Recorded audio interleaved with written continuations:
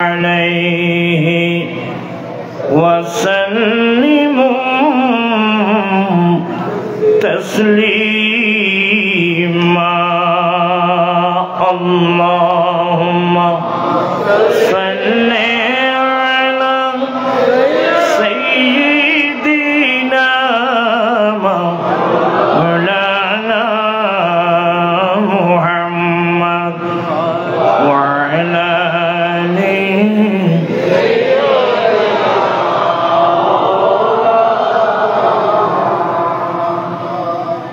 আপনাদেরকে একটু কষ্ট দেব। আপনাদের বসছেন, এটা মাহফিলের বৈষম না।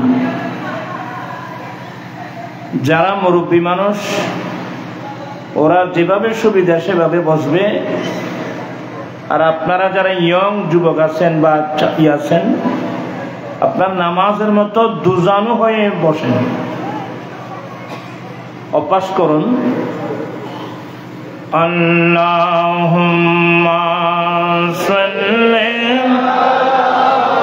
সাইয়্যিদিনা মাওলানা মুহাম্মদ ওয়া আলা আলি সাইয়্যিদিনা মাওলানা সাল্লি على رسولنا صل على محمد صل على حبيبنا صل على عرش پتا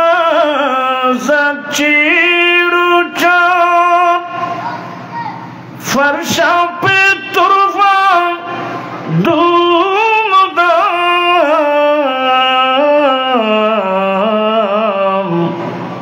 काने जिधर लगाइए काने जिधर लगाइए तेरे ही दर से ताना है सल्ले अला रसूलिना सल्ले अला मुहम्मदिन सल्ले अला हबीबिना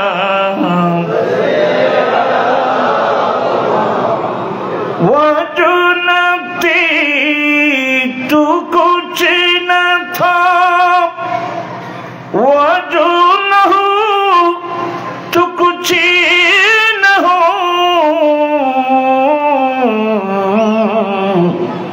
जान है वो जहान की जान है वो जहान की जान ही तू जहान है सल्ले अला रसूलिना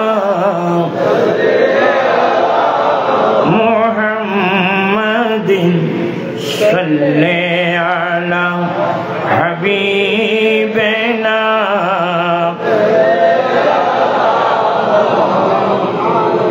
सलातुन या रसूलल्लाह अलैकुम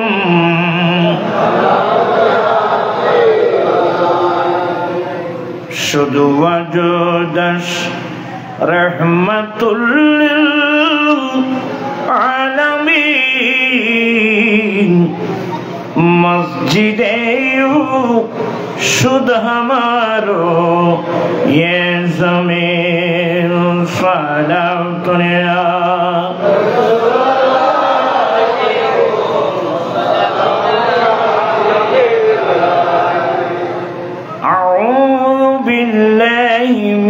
الشيطان الرجيم بسم الله الرحمن الرحيم لقد كان لقد كان في رسول الله أسوة حسنة صدق الله مولانا العظيم وصدق رسوله النبي الحبيب الكريم ونحن على ذلك لمن الشاهدين والشاكرين والحمد لله رب العالمين ربي صلي وسلم وبارك عليه ওরা জোরে ফল লারুয়া ওরা বেকন নরম নরম ইকে কি জুদেরুয়া আয়া না অসুস্থ মানুষ আজি ঈদ মিলাদুন নবী মাহফিল চলতেছে আজি ঈদ মিলাদুন নবী মাহফিল চলতেছে আপনারা সবাই তো পড়তেছেন না এর তোরা বহুত হলে মাথার টুপিয়ে না তো সেন একচুতে মাহফিল ভয়ানে হায়াত খাড়া দেরি আগামীতে এবুল আন্নগরী ব্যবহার উগ্র কিন্তু হটিয়া না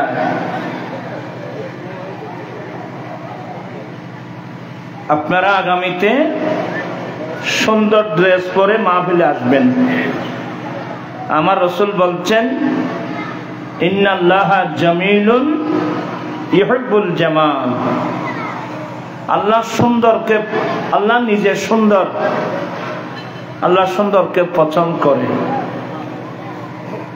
মাথায় টুপি দিলে সুন্দর বাড়বে না আসলে আমাদের দেশে তালিমের অভাব প্রশিক্ষণের অভাব এখানে প্রায় বাংলা ইংরেজি শিক্ষিত মানুষ নিউ মার্কেটের এই পাশে গেলে একটা স্কুল পাবেন মুসলিম হাই দেখেন নাই আপনি মুসলিম হাই স্কুলে গেলে আপনি দেখবেন যে প্রত্যেকটা ছেলেদের মাথায় টুপি আপনি এমনি মুসলিম বলে হবে না এই মুসলিম হাই স্কুলে গেলে দেখবেন যে প্রত্যেকটা ছেলেদের মাথায় টুপি কারণ টিচাররা সেভাবে ছেলেদেরকে গঠন করতেছে আমার অত্যন্ত পছন্দনীয় তা আমরা যারা মোমেন মুসলমান এখন যারা আসছেন মাথায় টুপি নেই আমি অনুরোধ জানাবো আগামীতে যেন এ ভুল আর না হয় কি বলেন শুধু এখানে না মসজিদে গেলেও দেখা যায় মাথার টুপি নেই ওই সৌদি আরব টুপি ছাড়া নামাজ পড়তে দেখতে দেন ভাই তারা আলে হাদিস টুপি ছাড়া ফ্যান ট্যান ভরি নামাজ দেখতে না ভাই তারা বলে না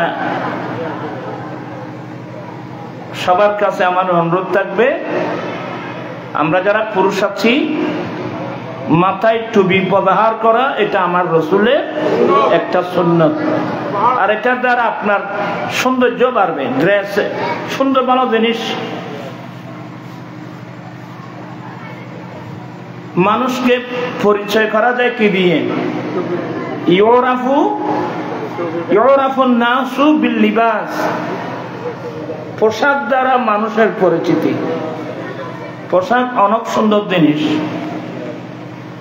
তো যাই হোক আমি আর বেশি বললে হয়তো আপনারা মনে কষ্ট নিবেন আমি কাউকে কষ্ট দেওয়ার জন্য আসি নাই ভালোবাসা দিয়ে দুই চার কলমা বলবো নসিব ভালো থাকলে পাবেন ভালো না থাকলে তো করার কিছু নেই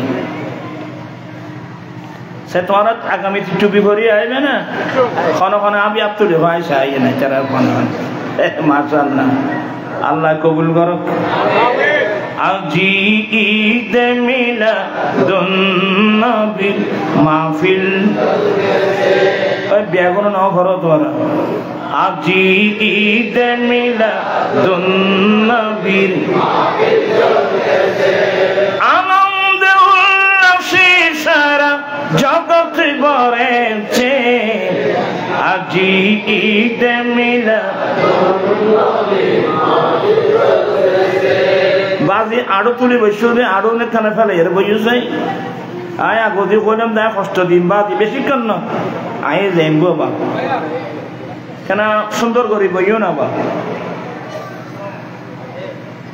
ইবখানে এর দে আসান করতো নেই এর দে দত খড়া দিল্লি সম্পাদনী এত দত পয়সা মাপ পুজোর হলে এত পয়সা আমার আচ্ছা বইও বইও চাই তোমারা তো ফোয়া মাদ্রাসার না তো জিন মাদ্রাসার বালা আলেমাই ইতারা খরমা বিরিয়ানি ফুলা খাইতে খাইতে ঠিক এখন ফকড় লেবু না এখন ফকড় লেবু বলতে পারে তোমারা তো বুঝলে যে মাদ্রাসার ফোয়া দিলি বাপ পাইছ না আজকের মসজিদ মুয়াজ্জিন আছে দে এই ব্যাপার জন্য একদিন কি খাত দে খরমা বিরিয়ানি খাত দে ঠিক তো তোমারা ফোয়া মাদ্রাসার না তো কেজি স্কুল কিন্টার গার্ডেন আশা পত্তা কিনলে দিয়ে দেবো আগুন আগামীতে বলি ই না বা চাইও মাদ্রাসা দিবে পয়সা এই উদ্দেশ্য না আল্লাহ ভাই বললে রসুল ভাই বললে নূরের নবীর নূরি চরণ যেদিন পাই ভুবন আরে দুঃখ মুছিয়া লাভ করিল স্বর্গীয় জীবন কষ্ট না এই পরে দিবে আর সাবজেক্ট নূরের নবীর নূরি চরণ যেদিন পাই ভুবন আরে দুঃখ মুছিয়া লাভ করিল স্বর্গীয় জীবন মারা গাছের ডালে ডালে ফুল ফুটেছে আজি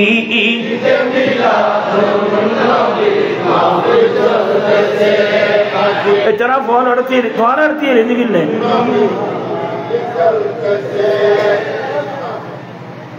এই আবহাওয়া এখন কেউ জানবো তোরা রাখছেন দিলে বিরিয়ানি হাতি আদি বিরিয়ানি হাতি নিয়ে আসবো না আজি ঈদ মিলাদুন নবীর আনন্দ উল্লাসে সারা জগতে ভরেছে আজি ঈদ মিলাদুন নবীর শামসু বলে যে মানুষের জীবনকে সাজায় দুরুদ সালাম তেয়াম মিলাদ নাতে মুস্তাফা আরে দুরুদ সালাম তেয়াম মিলাদ নাতে মুস্তাফা সেই মানুষের বুকে আল্লাহ আরশ করেছে আজি ঈদ মিলাদ আজি ঈদ মিলাদ অবস্থিত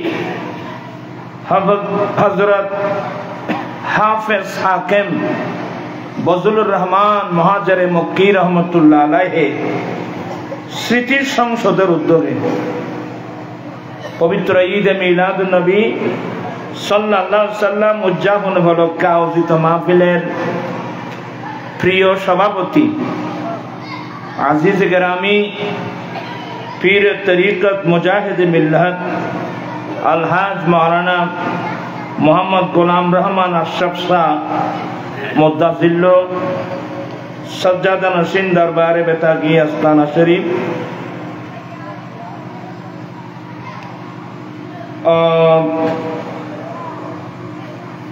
আলোচক বৃন্দের মধ্যে অনেক উলামা ইকরাম বক্তব্য রেখেছেন প্রত্যেকে দোয়া করবেন আল্লাহ যেন তাদের ইলম আমল হায়াতের মধ্যে আল্লাহ যেন কোটি কোটি বরকত দান করেন আসলে আমি অসুস্থ মানুষ যেমনে পায়ের ফুলা কোমরের ব্যথা সব মিলিয়ে অন্য মানুষ হলে কেউ ঘর থেকে বের হতো না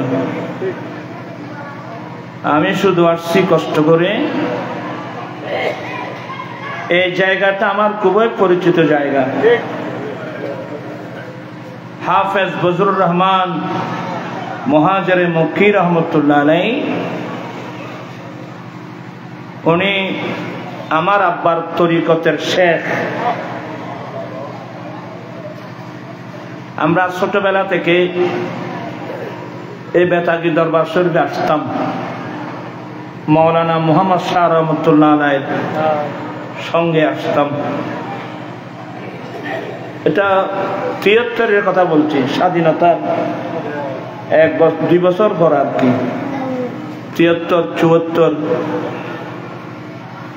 এখন বছরই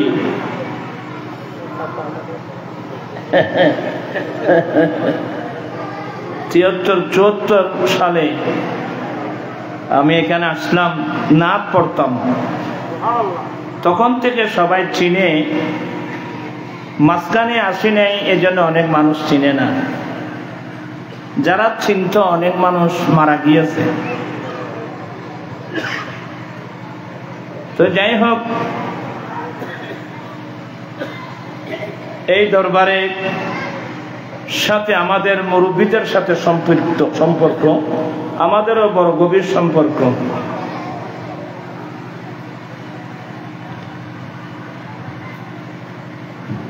এই পীর তরিকত মাওলানা গোলামুর রহমান আশরাফ শাহ, ওনার ছোট ভাই কি নাম, আবু শাহ, এরা যখন সিবাতলি আলিয়া মাদ্রাসায় পড়তো, আমি গুনাহগার, কিছুদিন তাদেরকে পড়াবার সৌভাগ্য হয়েছিল। এই জন্য অনেক গভীর সম্পর্ক আছে, ছিল, এখনো আছে আলহামদুলিল্লাহ। আল্লাহ দরবারে দোয়া করি যেন আজীবন থাকে। আমি বসে আছি, আজকের মাহফিলের সভাপতি আলহাজ মাওলানা গোলামুর রহমান আশরাফ শাহ মুদ্দাজিল্লু, উনি আসা মাত্রই আমি ছেড়ে দেব। উনি আসা পর্যন্ত 2-4 কলমা বলার জন্য চেষ্টা করব। আপনাদের খেদমত অনুরোধ থাকবে, আপনারা ভালো করে বসুন। এখানে একটা সাবজেক্ট সমাজ সংস্কারক হিসেবে রাসূল করিম সাল্লাল্লাহু আলাইহি ওয়াসাল্লামের দৃষ্টান্তমূলক অবদান অত্যন্ত গুরুত্বপূর্ণ সাবজেক্ট, এবং বর্তমান প্রেক্ষাপটে যুব সমাজের করণীয়, এই বিষয়টাকে সামনে রেখে কোরআন মাজিদ ফুরকানে হামিদের একটি আয়াতে কারিমা তেলাওয়াত করলাম। মহান রব্বুল আলামিন যদি তৌফিক দান করেন, অল্প কথা বলে আমি আমার বক্তব্য শেষ করব। প্রথমে একটা কথা বলছি, যেই নবীর আগমনে সারা পৃথিবী আনন্দিত, আমরা আনন্দিত না?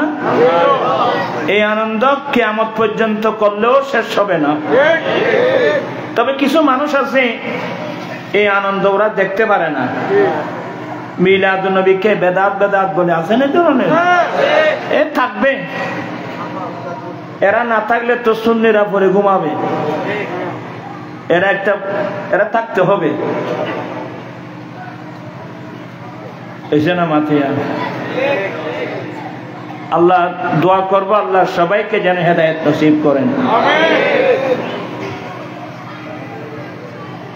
আমার নবী যদি না আসতেন, আমি যে আয়াতে কারিমা তেলাওয়াত করেছিলাম, আল্লাহ বলেন, হে আমার বান্দা, তোমাদের ব্যক্তিগত জীবন, পারিবারিক জীবন, সমাজ জীবন, রাষ্ট্রীয় জীবনের উত্তম নমুনা, উত্তম মডেল আমার রসুলের মধ্যে রয়েছে।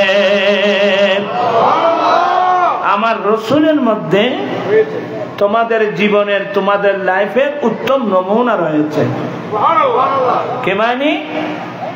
দয়াল নবী হলেন মানব জাতির মডেল। গোটা বিশ্বের মডেল হলো আমার দয়াল নবী। আচ্ছা, যদি মডেল না আসতো আমাদের কি অবস্থা হতো? এমনি তো আমার আল্লাহ বলেন লাউলাকা লামা খালাকতুস সামা, হে নবী আপনি না হলে আমি আসমান সৃষ্টি করতাম না। লাউলাকা লামা খালাকতুল জান্নাহ, আপনি না হলে আমি জান্নাত সৃষ্টি করতাম না। নবী না হলে কিছু হতো নাকি? আমার আলা হযরত কত সুন্দর করে করে বললেন, জমিন জমা তোমারে লিয়ে, মকিন মকা তোমারে লিয়ে, চুনি ন চুনা तुम्हारे लिए, बने दो जहां तुम्हारे लिए, दहन में जुबान तुम्हारे लिए, बदन में ही जान तुम्हारे लिए, हम आए यहाँ तुम्हारे लिए, उठे भी वहाँ तुम्हारे लिए। চিৎকার দিয়ে বলুন না সুবহানাল্লাহ। আল্লাহ জমিন বানিয়েছেন, জমান বানিয়েছেন, মকিন বানিয়েছেন, মকান বানিয়েছেন, সব আমার দয়াল নবীর জন্য বানিয়েছেন। ঠিক কিনা ভাইরা আমার? এবার আল্লাহ বলেন ইন্নাকা লাআলা খুলুকিন আযীম, হে নবী নিশ্চয় আপনি অতি উত্তম আদর্শের উপর অধিষ্ঠিত। দেখেন আল্লাহর কুদরতের জবানে আমার রাসূলের চরিত্রের প্রশংসা করলেন, আর আমাদেরকে বলছেন তোমাদের জীবনে, তোমাদের লাইফে, তোমাদের ব্যক্তিগত জীবন, পারিবারিক জীবন, সমাজ জীবন, রাষ্ট্রীয় জীবন, এক কথায় তোমাদের জীবনের উত্তম নমুনা আমার রাসূলের মধ্যে রয়েছে। তাহলে আমাদের উচিত হলো আমার রাসূলকে ফলো করা, নবীর সুন্নাত মোতাবেক চলা। আমার নবীর বড় সংস্কার কি জানেন? তোরা তুই গুমরা চলে ওই যে আবার আরো তুলি বেশি তারা বল আবার এখন একটা ওয়াজ করেছে কেমন হইতো আয় কেন আর চেমিকে মানুষ বাদি আল্লাহ আর যে বানাই দিয়ে বালা করি বইনি আয় করতে জম। হ্যাঁ আচ্ছা জিয়াদ বুঝছো না যাবে কোনে? আচ্ছা ঠিক আছে, ফিয়া মানেন না জি জি আল্লাহ হাফেজ জি, ফিয়া মানেন না বাবা। ওয়ালাইকুম সালাম গই তো না দেখুন এই ওয়াজ এলে বেউশ হলে হামবো না। ওয়ালাইকুম আসসালাম ওয়া রাহমাতুল্লাহি ওয়া বারাকাতুহু। মহান আল্লাহ প্রিয় নবীর আদর্শের প্রশংসা করলেন।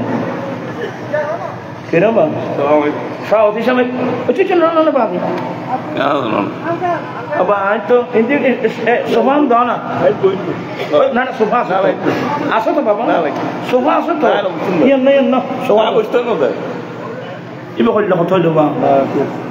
সাবরান মারহাবা আহলান সাহলান। সভাপতি সাহেবের আগমন। সালাতুন ইয়া রাসূলুল্লাহ আলাইকুম।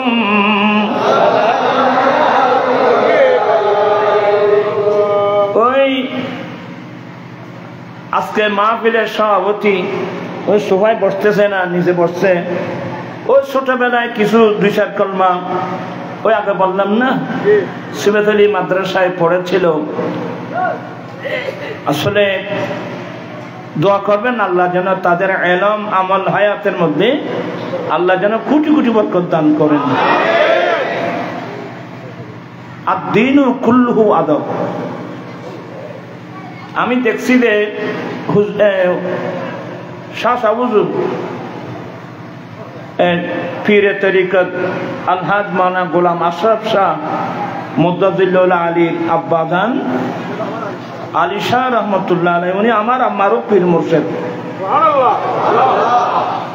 এই জন্যে ওদিন ছোট কি নাম আবুসা আমার আমি অসুস্থ তো বুড়া মানুষ দেখতে গেছে, এখানে যাই আসলে এসব। এজন্যে ওনাকে দেখলাম যে আল্লামা হাশিম সাহুজুর যেখানে আসতেন উনি কোনোদিন ওই অনেক দূরে বসতেন। তো ওই বাবার ছেলে তো আমি এর জন্য বলতে চাচ্ছি, সবাই তো এই নিয়ামত নিয়ে আসে নাই, কথা বুঝছেন?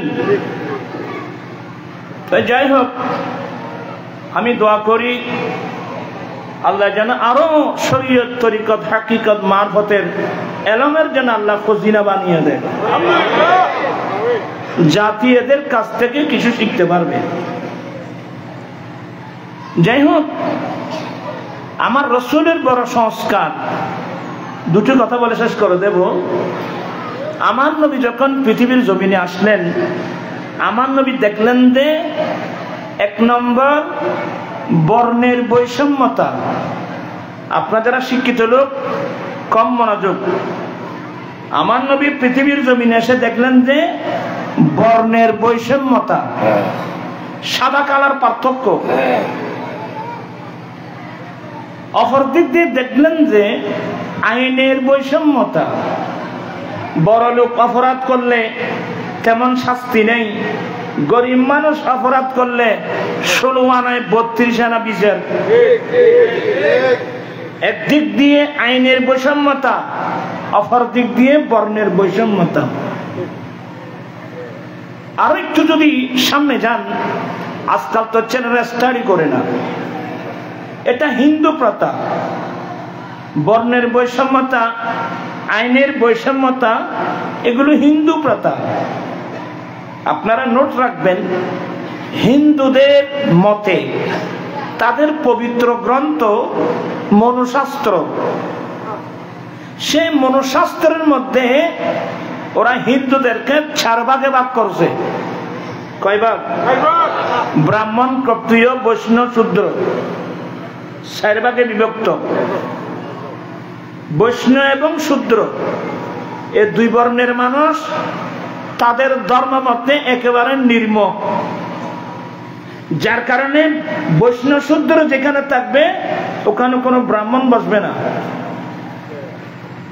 এই যে বর্ণের বৈষম্যতা, ইন আরব তো আসিল তো মেজান দিয়ে যে মেজানত বড় বড় পয়সা হলো বসি দে এবার মারে রিক্সাওয়ালা বইলি বায়ারার ধরে তুলি দে, তুই কিনলে এটা বলছিস কই বায়ারার ধরে তুলি দিয়ে দেখাইছ তিন এটাও আসিল তো,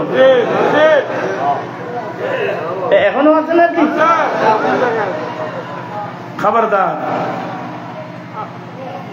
1 নম্বর বর্ণের বৈষম্যতা, সাদা কালোর পার্থক্য। দেখেন বর্তমান আধুনিক যুগ, সারা বিশ্বে আমেরিকার নেতৃত্ব দিচ্ছে, যে আমেরিকা নিজেকে বড় সভ্য জাতি দাবি করে, কিন্তু সে আমেরিকার মধ্যে এখনো শ্বেতাঙ্গ আর কৃষ্ণাঙ্গের লড়াই, সাদা কালার পার্থক্য। যারা সাদা বর্ণে তাদের চাকরির কোটা অনেক বেশি, যারা কালো বর্ণে তাদের চাকরির কোটা অনেক কম। এখনো দেখবেন সে দেশের মধ্যে সাদা কালার পার্থক্য। আমেরিকার ইতিহাসে একজন কালো বর্ণের মানুষ প্রেসিডেন্ট হয়েছে, যার নাম বারাক ওবামা। এগুলো বলতে দেরি হয়ে যাবে, আমি এগুলো বলছি যে এগুলো না বুঝলে আমার নবীর অবদান আপনারা বুঝবেন না। আমেরিকার প্রেসিডেন্ট, সাবেক প্রেসিডেন্ট বারাক ওবামা, এর আমলে সাবেক প্রেসিডেন্ট আমেরিকার, ওনার নাম বিল ক্লিন্টন। বিল ক্লিন্টনের কন্যা চেলসি। চেলসির বিবাহ কিভাবে হলো? পত্রিকায় যা দেখলাম, চেলসি, ওবামা বলছে আমার মেয়ে চেলসি, সে চাচ্ছে মানে আমি আমেরিকার প্রেসিডেন্ট, আমার সাথে সারা বিশ্বের সাথে সম্পর্ক, তাহলে আমার মেয়ের বিয়েতে তো অনেক মানুষ আসার কথা, কিন্তু আমার মেয়ে চাচ্ছে যে আমরা পারিবারিকভাবে সাদাসিধে অল্প মানুষ নিয়ে যেন বিয়েটা কি করা হয়, উঠানো হয়। সাংবাদিকরাও এখানে লিখলো, অনেকে প্রশংসা করলো। আমি বললাম উদ্দেশ্য এটা না, এতে সাদাসিধে বিয়ে যেটা বলা হচ্ছে পারিবারিকভাবে আমার মেয়ে চাচ্ছে চেলসি পারিবারিকভাবে সাদাসিধে ভাবে একটা বিয়ে ওঠানোর জন্য। আমি বললাম এটা একটা বাহানা। কি? কারণ এখন তো আমেরিকার প্রেসিডেন্ট বারাক ওবামা, আর বারাক ওবামা হলো কালো বর্ণের মানুষ। এই কালো বর্ণের মানুষ বারাক ওবামা যেন চেলসির বিবাহের মধ্যে যেন যেতে না পারে, দাওয়াত না পায়, এটা একটা বাহানা মাত্র। কারণ তাদের মধ্যে সাদা কালার এত বড় পার্থক্য। এবার আসুন, আমার দয়াল নবী আরাফাতের মাঠে দাঁড়িয়ে বিশ্ববাসীর উদ্দেশ্যে কি বলছিলেন? আপনারা আমার মুখে মুখে পড়বেন, ফরন এর মাথা আছে দুঃখ দেখেন। ক্বালা রাসূলুল্লাহ সাল্লাল্লাহু আলাইহি ওয়াসাল্লাম লা ফাদিলাতাল আরাবি আলাল আজামি ওয়ালাল আজামি আলাল আরাবি ওয়ালাল আহমার আলাল আসওয়াদ ওয়ালাল আসওয়াদ আলাল আবিয়াদ ইল্লা বিতাকওয়াল্লাহি আযজা ওয়া জাল্লা। কষ্ট হলো? আমার দয়াল নবী বলেন, সেদিন 10ম হিজরিতে আরাফাতের মাঠে দাঁড়িয়ে বিশ্ববাসীর উদ্দেশ্যে আমার নবী যেই বক্তব্য রেখেছিলেন, তোর মধ্যে একটা বক্তব্য, এ আমার উম্মত, অনারবি মানুষের উপর আরবিদের কোনো মর্যাদা নাই। আরবিদের উপর অনারবিদের কোনো মর্যাদা নাই। কালো মানুষের উপর সাদা মানুষের কোনো মর্যাদা নাই। সাদা মানুষের উপর কালো মানুষের কোনো মর্যাদা নাই। সারা পৃথিবীর মুমিন মুসলমান, আরবের হোক অনারবি হোক, সাদা হোক কালো হোক, সারা পৃথিবীর মুমিন মুসলমান এক সমান। আল্লাহু আকবার। কি দর্শন বিশ্ববাসীকে দিয়েছেন। উঁচু নিচু নাই বিদাবে, সব সমান ভুল প্রভেদ। উঁচু নিচু নাই বিদাবে, সব সমান ভুল প্রভেদ। আদম হাওয়া হতে পয়দা, আদম হাওয়া হতে পয়দা। এই শরণ রাখি এখন মধুর বাণী নিয়ে এলো মরুর পাখি। বিশ্বজাহান তারই রূপে মেললো আবার আঁকি। চিৎকার দিয়ে বলুন না সুবহানাল্লাহ। আমার নবী বলেন, অনারবিদের উপর আরবিদের কোন মর্যাদা নাই। আরবিদের উপর অনারবিদের কোন মর্যাদা নাই। কালো মানুষের উপর সাদা মানুষের কোন মর্যাদা নাই। সাদা মানুষের উপর কালো মানুষের কোন মর্যাদা নাই। হ্যাঁ, একে অপরের উপর প্রাধান্য নেওয়ার একটি মাত্র মাপকাঠি, ওই মাপকাঠির নাম তাকওয়া। কি মানি? সাদা হোক কালা হোক, যেই হোক, অন্তরে যত আল্লাহর ভয় বেশি থাকবে, যত তাকওয়া বেশি থাকবে, তত আল্লাহর কাছে তার মর্যাদা বাড়বে। চিৎকার দিয়ে বলুন না সুবহানাল্লাহ। একটি সম্পদ আমাদেরকে অর্জন করতে হবে, কারণ আল্লাহ নিজে ডাইরেক্ট বলছেন, ইন্না আকরামাকুম ইনদাল্লাহি আতকাকুম। তোমাদের মধ্যে আল্লাহর কাছে তারাই সম্মান মর্যাদার অধিকারী যাদের অন্তরের মধ্যে সবচেয়ে তাকওয়া বেশি। কি বিরক্ত হচ্ছেন? আমার নবীর অবদান। এই যে মাহফিলে বসছেন,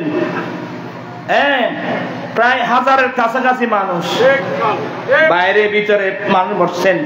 এখানে অনেক বড় পয়সাওয়ালা নাই, রিক্সাওয়ালা নাই, ঠেলাগাড়িওয়ালা নাই, দিন মজুর নাই, সুন্দর মানুষ নাই, কালো মানুষ নাই, সব এক প্যান্ডেলের নিচে বসলাম।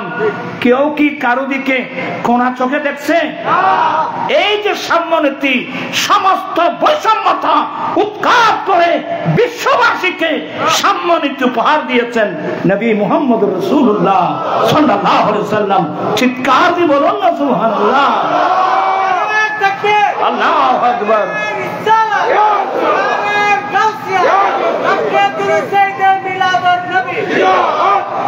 আমরা সবাই এক সমান না? না না, কেউ যার ভিতর তাকওয়া বেশি হবে তার মর্যাদা তত খড়াবাজি। আবার কাজী বেশি না 12টা কি আয়াতের করতেন না। এবার সভাপতি সাহেবের বক্তব্য আছে। এবার হলে বেলাল রাদিয়াল্লাহু তাআলা আনহুর নাম শুনছেন? কি নাম? বেলাল রাদিয়াল্লাহু তাআলা আনহু। বাড়ি কোথায় বাবা? বাড়ি হলো আফ্রিকা। বাড়ি কোথায়? আফ্রিকা, লোহিত সাগরের অপর পারে, যে জায়গার নাম বর্তমান ইউটোপিয়া। ইউটোপিয়া নাম শুনছেন? ইউটোপিয়ায় বাড়ি বেলাল রাদিয়াল্লাহু তাআলা আনহু। বেলাল কালো বর্ণের মানুষ, একদিক দিয়ে কালো বর্ণের মানুষ, অপর দিক দিয়ে এমন গরিব উমাইয়া ইবনে খলফের একজন কৃতদাস। এবং শুধু উনি না, বেলালের আম্মা হাম্মামা রাদিয়াল্লাহু তাআলা আনহা উনিও আরেকজনের দাসী। বেলালও গোলাম দাস। কিন্তু আমার ভাইয়েরা, এখন বেলাল নাম নিলে সবাই বলতে বাধ্য রাদিয়াল্লাহু তাআলা আনহু। বেলাল রাদিয়াল্লাহু তাআলা আনহু, যার নাম নেওয়া মাত্রই নবীর আশিকদের প্রেমের আগুন জ্বলে উঠবে। হায় হায় হায় হায় হায়। আমার নবীর ইন্তিকালের পরে বেলাল আফ্রিকায় চলে গিয়েছিল, নিজ দেশে চলে গিয়েছিল। যাওয়ার মধ্যে 1 বছর আল্লামা আব্দুল বাকি জুরকানি হাদিস আনছেন। 1 বছর পরে বেলাল আমার দয়াল নবীকে স্বপ্নে দেখছে। আমার নবী কি বলছে? মা হাযিহি জাবওয়াতু ইয়া বেলাল, এ বেলাল আমার উপর একই জুলুম।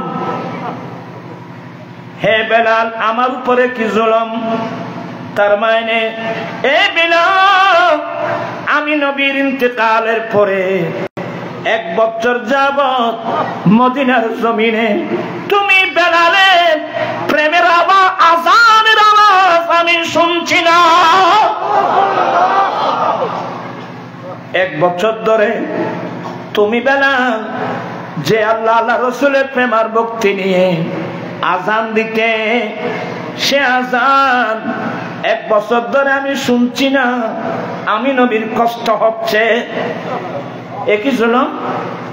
স্বপ্ন দেখতেছে, স্বপ্ন চলে গেল। বেলাল হামাও করে লাফিয়ে উঠল। কিরে কিরে কি হলো কি হলো? বলে কি হলো না, আমার সব শেষ। তোমরা আমার জিনিসগুলো বুঝে না। আমি 1 সেকেন্ড এখানে থাকবো না। এই মুহূর্তে আমি বেলাল মদিনার উদ্দেশ্যে রওনা হয়ে যাব।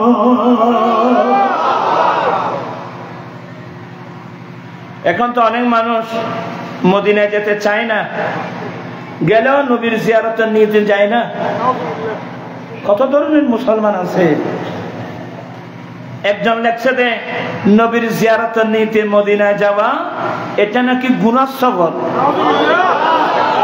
এই জন্য আমি আমার লাইফ এসে বলছি, মদিনায় যাওয়া, নবীর জিয়ারতের উদ্দেশ্যে মদিনায় যাওয়া, এটা আল্লাহর কাছে গুনাহ মাফ করানোর সফর। এটা গুনার সফর না, এটা গুনাহ মাফ করানোর সফর। বড় মৌলবী হয়ে কোরআন বিরোধী ফতোয়া দেয়, আজকে বিশ্বের মুসলমানের মধ্যে দ্বিধাদ্বন্দ্ব, এই মৌলবীরাই মুসলমানের মধ্যে দ্বন্দ্ব লাগিয়েছে, আজকে মুসলমানের ঐক্য নষ্ট করে ফেলছে। কিভাবে বলবো আমি বুঝতে পারছি না, আল্লাহ হেদায়েত নসিব করুন। বেলাল রওনা হয়ে গেল আফ্রিকা থেকে মদিনা পাকের উদ্দেশ্যে। এইদিকে কেউ যেন মদিনার জমিনে পাবলিসিটি করে দিয়েছে, কেউ যেন গাইবি পাবলিসিটি করে দিয়েছে, আমার রাসূলের সাহাবা, আমার নবীর মুয়াজ্জিন বিলাল মদিনায় আসতেছে। বেলাল মদিনায় আসতেছে, এই শব্দটা মদিনাবাসীর নারী পুরুষের অন্তরে নবীর প্রেমের আগুন জ্বালিয়ে দিল। সবার চোখে পানি, নাম শুনছে বেলালের, আগুন জ্বলছে প্রিয় নবীর ইসলার প্রেমে। নিজেকে এমন ভাবে গঠন করতে হবে, মানুষ আপনার নাম শোনা মাত্রই মানুষের অন্তরের জন্য নবীর প্রেমের আগুন যেন জ্বলে ওঠে।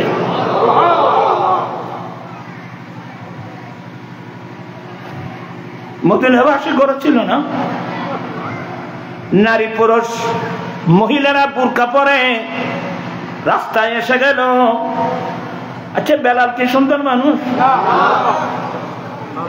এখন কালো মানুষ, আফ্রিকান মানুষ, হ্যাঁ, কিন্তু রং দিয়ে কি করবে? বেলাল আমার নবীর বড় হাসে, আমার নবীর দিওয়ানা।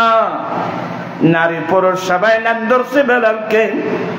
বেলালকে দেখছে বেলালকে, অন্তরে আগুন জ্বলছে নবীর প্রেমের।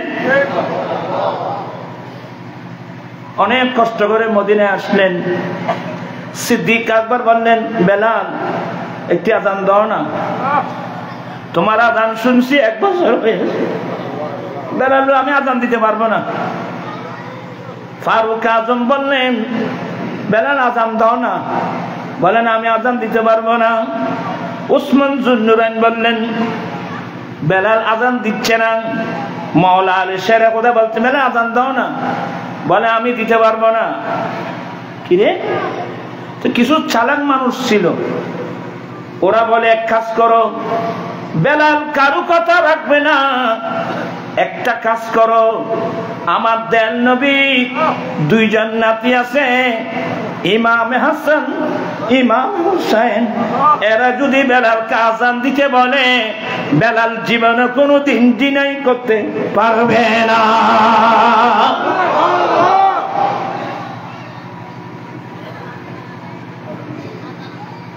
হায় হায় হায় হায় হায়, বেলাল এত বড় মকাম।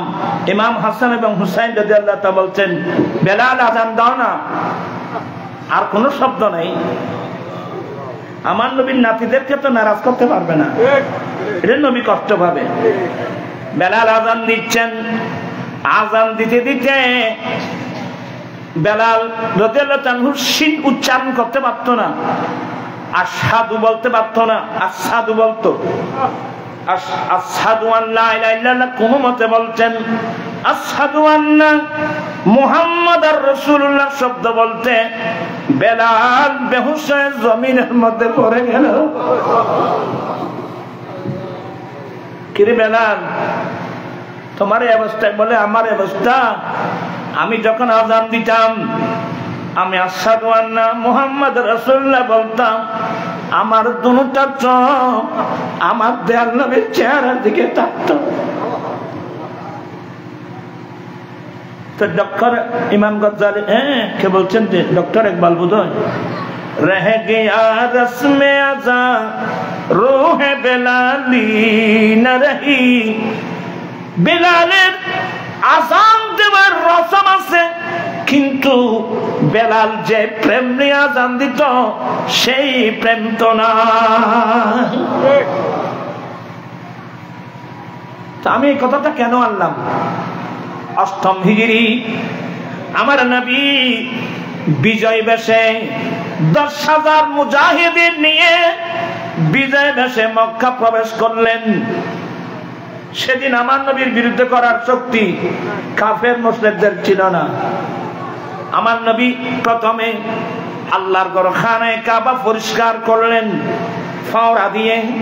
আল্লাহর ঘর খানায়ে কাবার ভিতর 360 মূর্তি, লাত, মানাত, উজ্জা, উদ্দা, আসাম, নায়লা, এভাবে 360 মূর্তি আল্লাহর ঘর খানায়ে কাবার ভিতর। আমার নবী এগুলো ভেঙে ভেঙে আল্লাহর ঘর পরিষ্কার করলেন। আল্লাহর ঘর পরিষ্কার করার পরে আমার নবী বেলালকে বলেন, বেলাল আল্লাহর ঘর খানায়ে কাবা ছাদের উপর উঠে আযান দাও।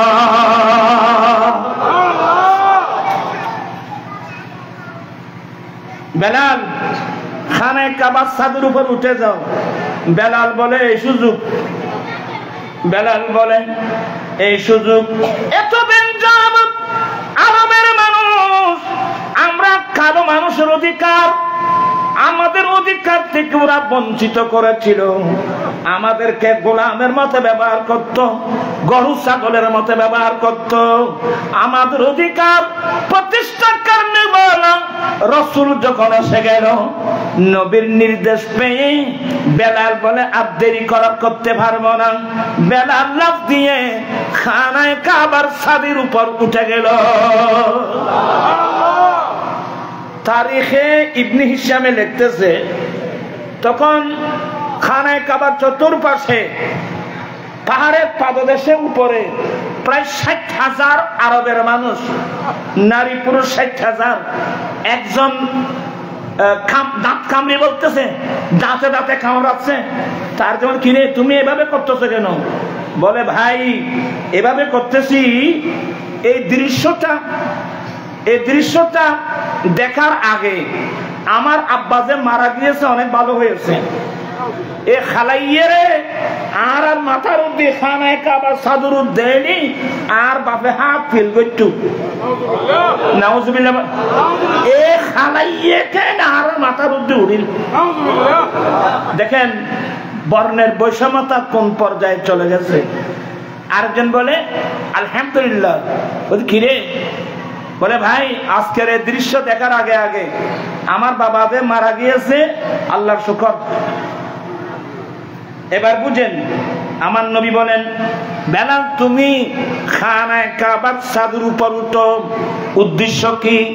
গোটা বিশ্বের মধ্যে এমন বিপ্লব এনে দিয়েছেন, এত বছর ধরে কালো মানুষের কোনো অধিকার ছিল না, কালো মানুষের কোনো অধিকার ছিল না, গরু ছাগলের মতো ব্যবহার করত। আমার রাসূল এমন দর্শন নিয়ে আসছেন।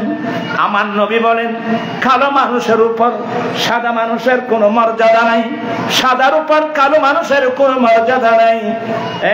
বেলাল উঠো। বেলাল উঠে দাঁড়িয়ে গেলেন। কি মানি? এতদিন তোমরা যারা কালো মানুষকে ঘৃণা করেছিলে, আজকে আমি রাসূল বেলালকে খানায়ে কাবার ছাদের উপর উঠাই দিলাম। আমি রাসূল এমন একটা দর্শন নিয়ে আসছি, তোমাদের দৃষ্টিতে যে লোকটা নিকৃষ্ট সেই লোকটা আর খানায়ে কাবার ছাদের উপর কেন, ওই লোকটা আর সর্বমূল উপরে যেতে পারবে। আজকে সেই নবীর সুন্নত তরিকা বাদ দেওয়ার কারণে আজকে আমরা ইহুদি নাসারার লাতির ফুটবল হয়ে গেছি।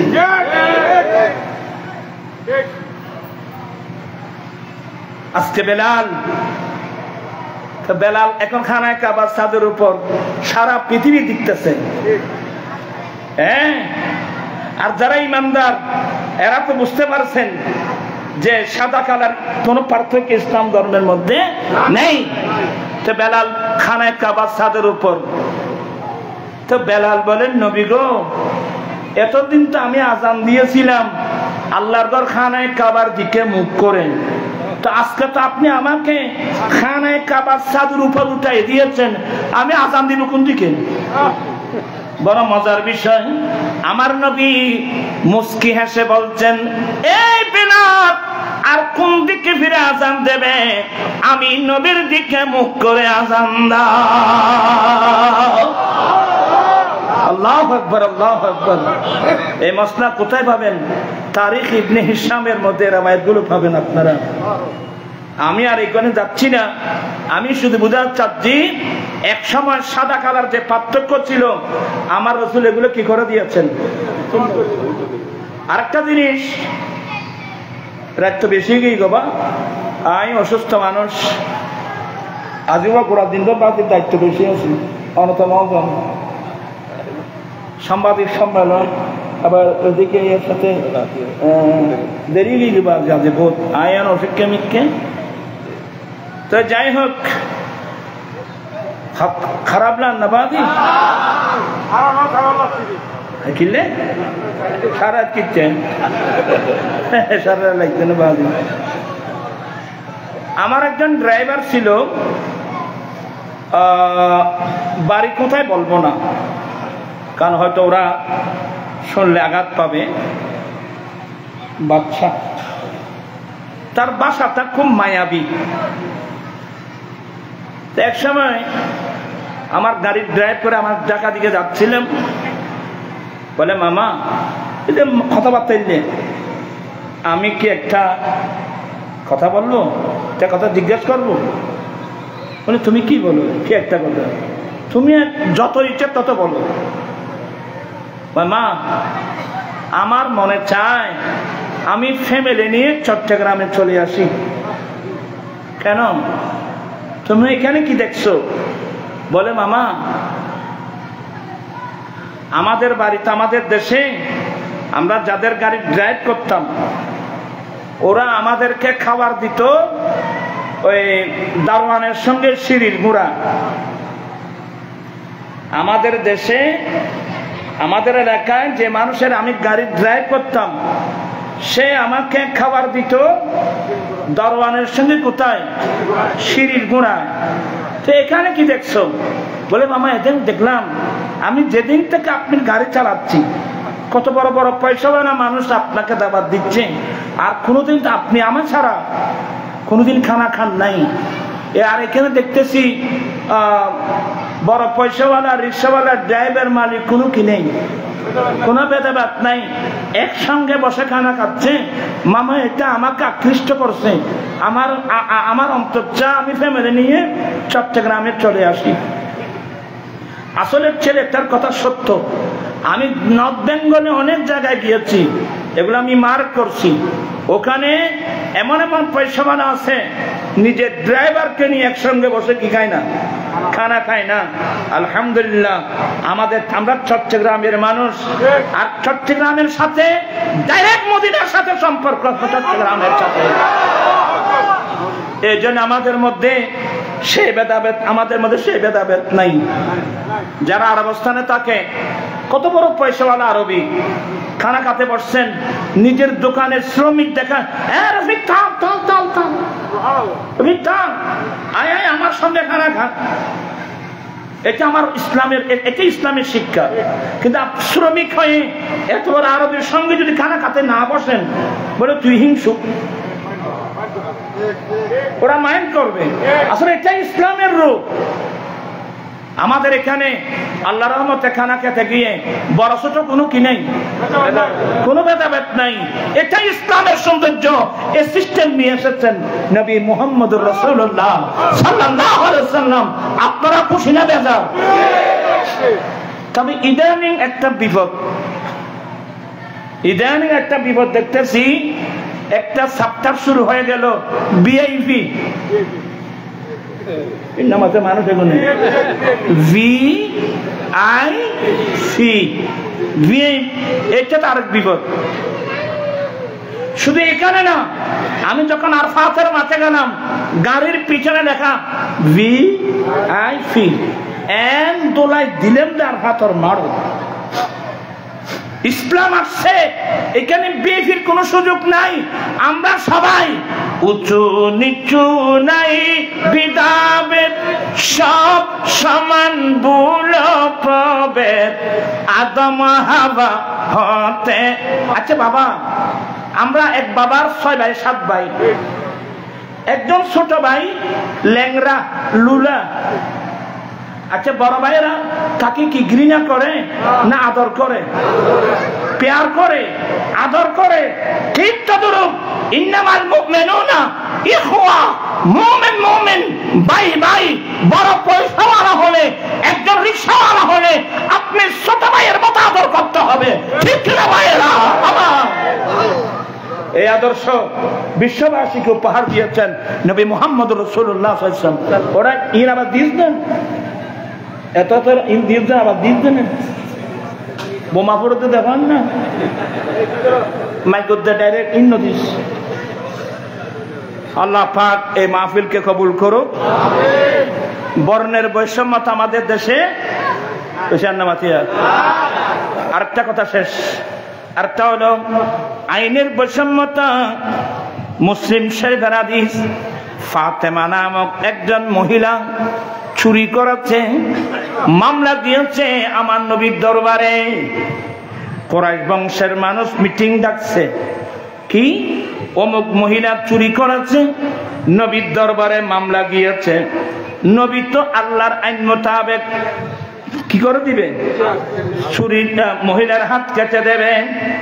তো বড় এক কাজ করো, সে তো কুরাইশ বংশের মানুষ, এই মহিলার যদি হাত কেটে দেওয়া হয় গোটা কুরাইশ বংশের দুর্নাম হবে। তো বলে এক কাজ করো, নবীর কাছে একজন সুপারিশি পাঠাও। বলে কাকে পাঠাবে? বলে আগে নবী কাকে বেশি ভালোবাসে তাকে দেখো। ওরা সবাই গবেষণা করে পেল আমার নবী একজন মানুষকে বেশি ভালোবাসে, একজন আমার নবীর পালক ছেলে যায়েদ বিন হারেসা, যায়েদের ছেলে ওসামা বিন যায়েদ, আবার ওসামা বিন লাদেন না সাইয়ুদ, ওসামা বিন যায়েদ। আমার নবী তাকে বেশি ভালোবাসতেন। ওরা সবাই মিলে ওনাকে পাঠালেন, এ ওসামা তুমি নবীর কাছে যাও, নবী তো তোমাকে বেশি ভালোবাসে, তুমি একটু নবীর কাছে সুপারিশ করো না। ইয়া রাসূলুল্লাহ, অমুক মহিলা চুরি করেছে, আপনার দরবারে মামলা আসছে। ইয়া রাসূলুল্লাহ, এই মেয়ের সাথে কুরাইশ বংশের সাথে সম্পৃক্ত, এই মেয়েটার হাত যদি কেটে দেওয়া হয় গোটা কুরাইশ বংশের দুর্নাম হবে।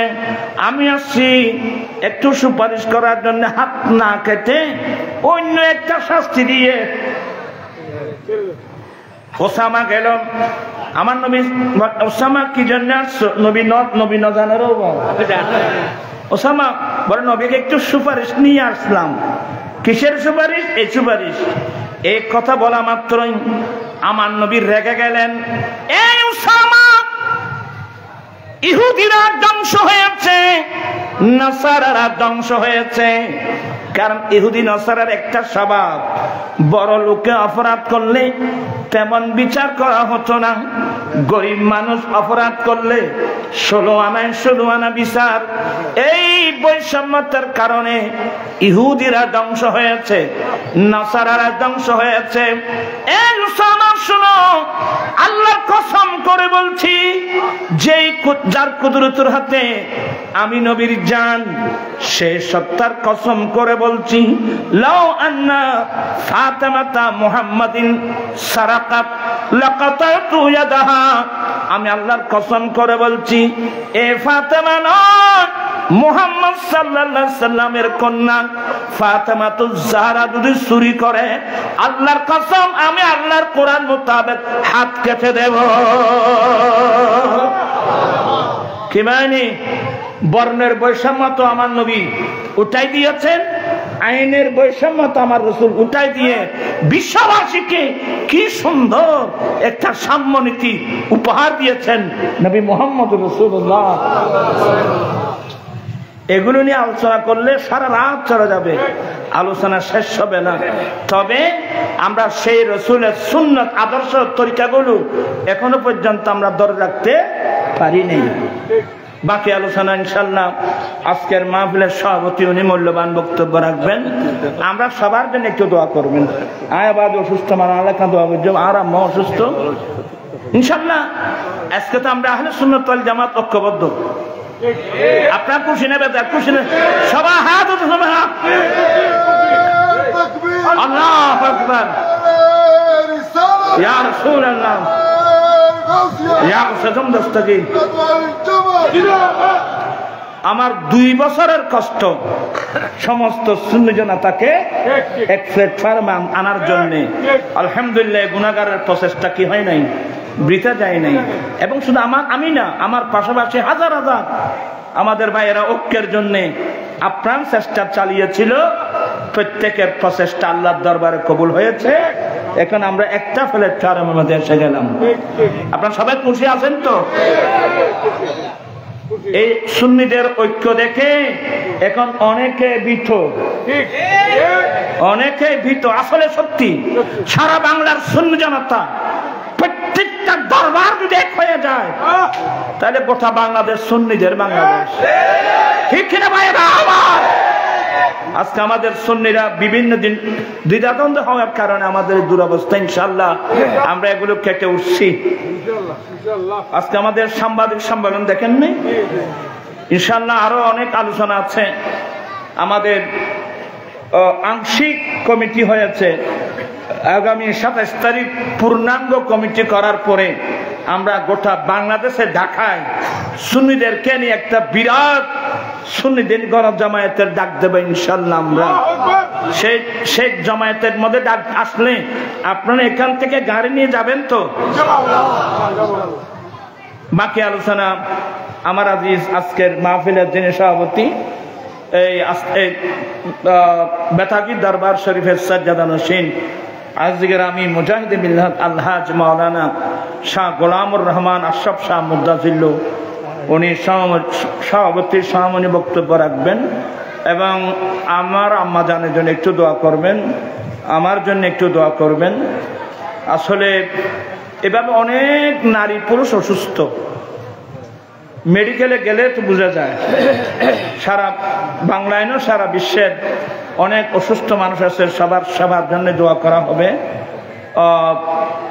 আমার বড় ভাইয়ের একমাত্র মেয়ে উম্মুল খায়ের সাদিয়া, এই আজকে 4 দিন হলো চলে গেল। আল্লাহ এই মেয়েটাকে আল্লাহ যেন জান্নাত নসিব করে। অনেক ভালো মেয়ে ছিল। এইভাবে আরো অনেক আছে, প্রত্যেকের জন্য দোয়া করবেন আর কি। আল্লাহুম্মা আমিন। মাওলায়া সাল্লি ওয়া সাল্লিম দাইমান আবাদা আলা হাবিবিকা খায়রুল খালকি কুল্লিহিম। আপনার